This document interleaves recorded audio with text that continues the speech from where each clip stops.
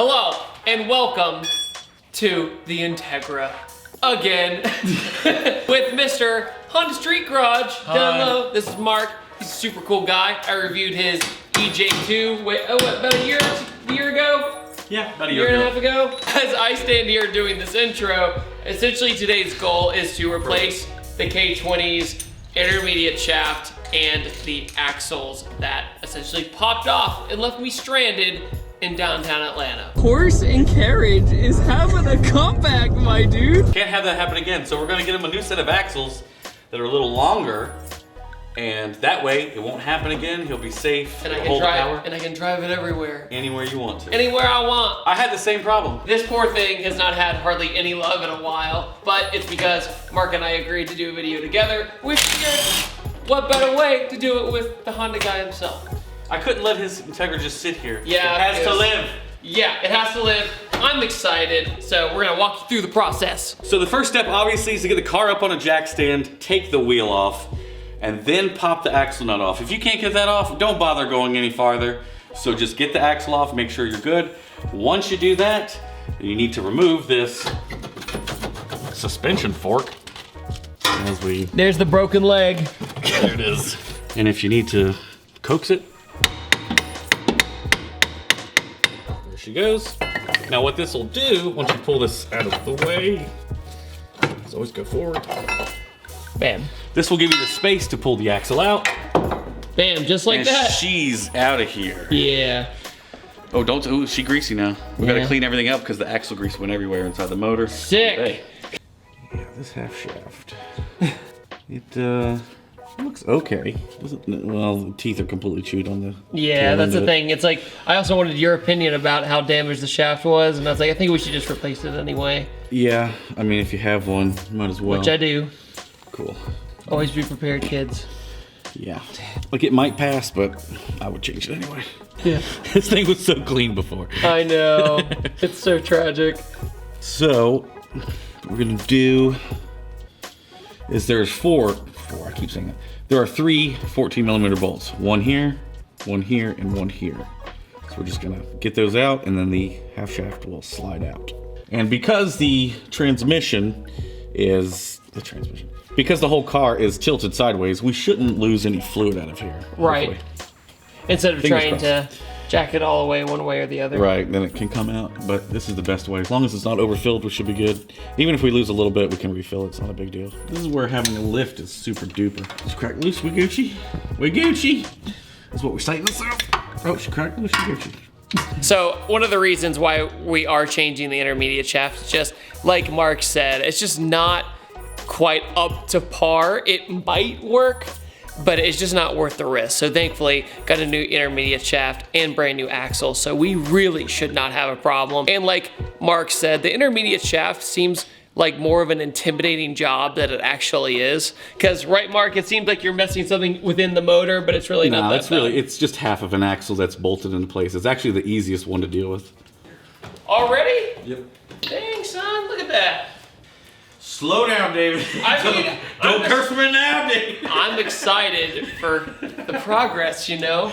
David, you make other people do all the work. No, it's not that. Yeah, he did it like 3 seconds. No, it's not that. It's just, you know, I'm one of those people, like, something's bound to go wrong. Here it is. Here's the intermediate shaft. You can definitely tell on this side in particular that it's definitely not up to par. All these are shredded pretty bad.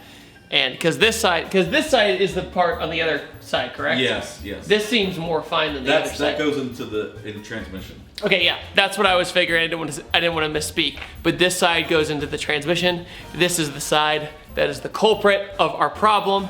And so by changing this, everything will be better, hopefully. Like Mark said, working on cars is never that easy.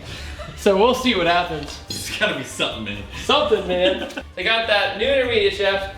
We also got the drive shaft shop axles, which I ceremoniously just left in the car, you know, just to be like, yes, you're supposed to be doing this. On today's unboxing video, there she is. Okay. These intermediate shafts. Ooh, nice. Oh, she's pretty. Brand new. There we go. The teacher, Mark, here is going to show us the difference. Okay, so this is the new one. You can see all these nice clean teeth on the end of the shaft here.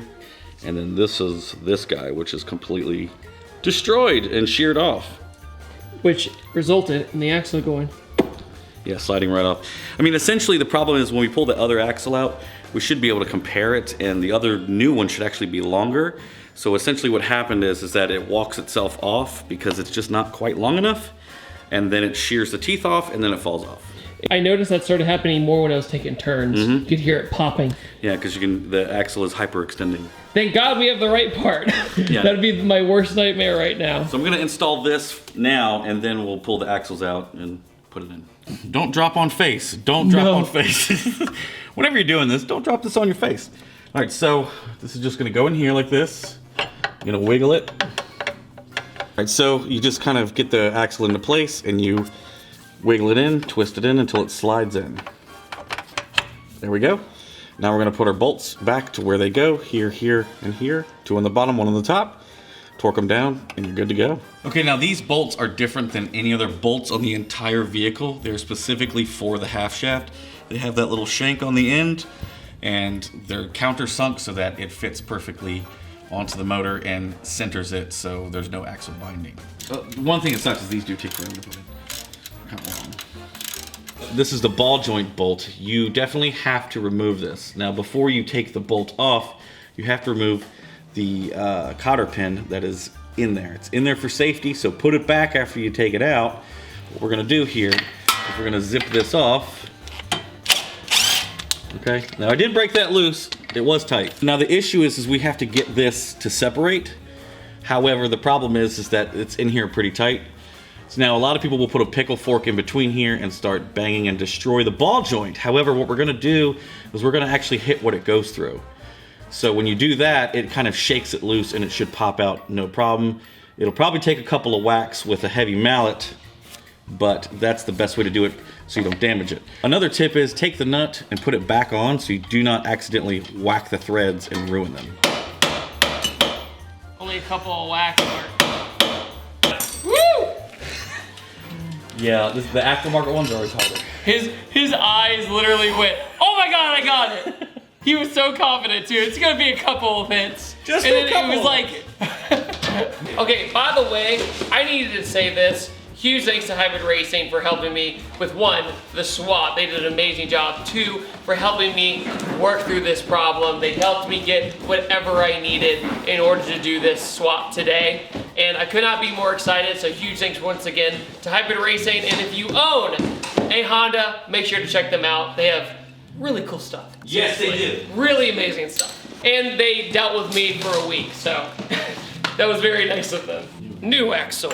Little bit beefier.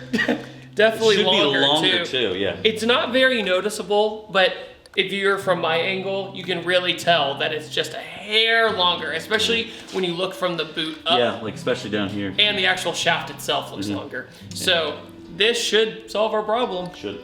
So we're gonna get the teeth on there. Now we have to, this is the trickiest part. Getting We the, have to pop it on there, Yeah. so. okay. Bring this back and let the axle fall into the hole. Wiggle this through. There we go. Okay. Went through. And then now we're gonna tighten this 17mm castle nut and then also install the cotter pin for safety. Cotter pins. The most annoying thing in working on cars, but very necessary. Have you ever ran into somebody who said they didn't need a cotter pin? I have, and then we weren't friends anymore. The first time I did cotter pins was my 5-lug swap on my 240, and that was like, what is this little metal thing? But it's important, you gotta do it. Original OEM RSX axles, they used to be longer from the factory, and the original mounts actually were designed a little bit different, where they moved the whole engine and transmission to the passenger side a little bit more. So the old school axles worked. But now, since they've revised the mounts over the last 10 years, they've improved it, recentered it, Whatever, we're gonna put a brand new axle nut on, and not only are we gonna, give it a couple of ugga-duggas, the most important thing is you see here, this is an indentation. We need to take a flat head and actually beat that in and indent it so that the axle nut does not come back off. See? See? No, it's Perfect. in there. So when we did the K-swap, there's always trial and errors and shaking everything down, and a little bit of coolant came out one time when we were kind of cycling through the motor. And so while Mark here stands and enjoys his popsicle, which I provided you, I provide for the people who help me. Really delicious. What it matter is I'm gonna be using my product to clean up the engine bay, and after the engine bay is pretty much clean, then we'll get on to the next side. Okay, I'm gonna be using my Patterson car care degreaser, which is really good for engine bays and stuff, to just get all this coolant out of the way.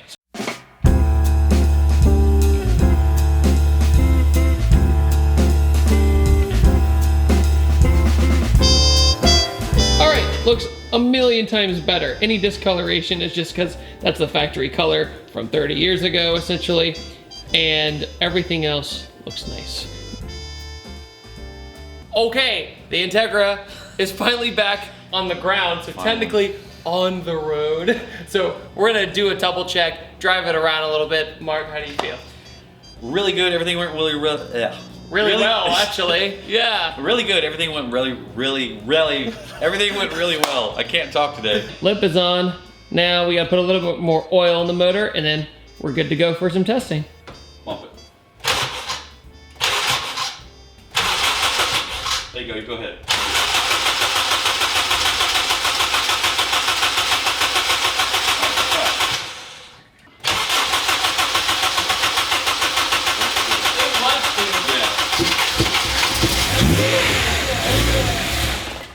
Hold on. What it does is when you hold it down, it tells the injectors to stop firing. It's deflood mode. So that's why you have to let go and then start pumping it. Okay, So got it. So start with that, and then bump it. it should just fire now. All right, guys, axles are now on. Now we're doing a little bit of a test drive to see if everything's working correctly, if there's any weird noises, just to make sure everything is secure. And of course, most importantly, to see if they pop off or not, which I'm pretty confident they're not going to. Because when the axle came off last time, it was when I was basically barely turning, and then all of a sudden it would buck itself off. So we're gonna see what happens. This is the first time I've actually driven the car in a while, and it's so rewarding to finally drive this thing again. It was so sad seeing its broken leg on the garage floor. Even with the fact that it's moving again, it makes me so happy.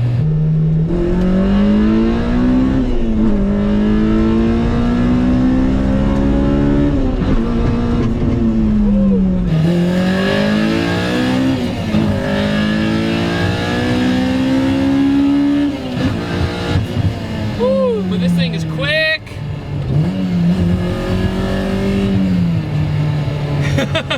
It is so much fun. And all in all, now that we've figured out this problem, looking back at it, the Integra build has been a success. The wheels and tires, though, they gotta go. They need to change. The fitment is terrible because when I ordered them, I ordered it for OEM fitment, and that just looks terrible.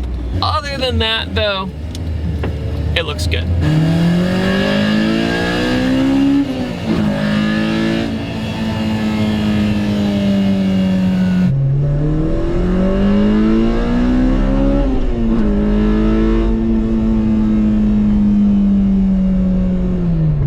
Yeah, buddy.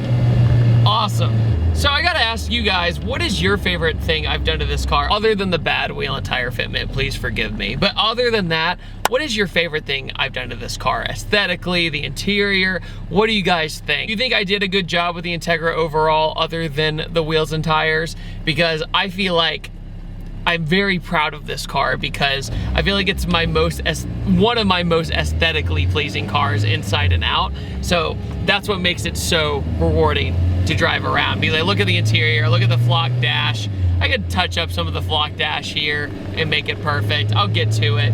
But other than that, it just makes me happy. It feels like a car that is straight out of Fast and Furious to me. So let me know what you guys think about the Integra, and also I upload every Tuesday, Thursday, and Saturday because a lot of people are not getting their notifications or my videos in their sub boxes, especially in the month of December at the tail end. So I just want to let everybody know that. This isn't me complaining. This is because of the hundreds of reports everybody told me about. So thank you guys so much who come every Tuesday, Thursday, and Saturday just knowing I always upload, and I appreciate you guys for that. I will will see you guys next time. Take it easy. Have a wonderful day. Goodbye.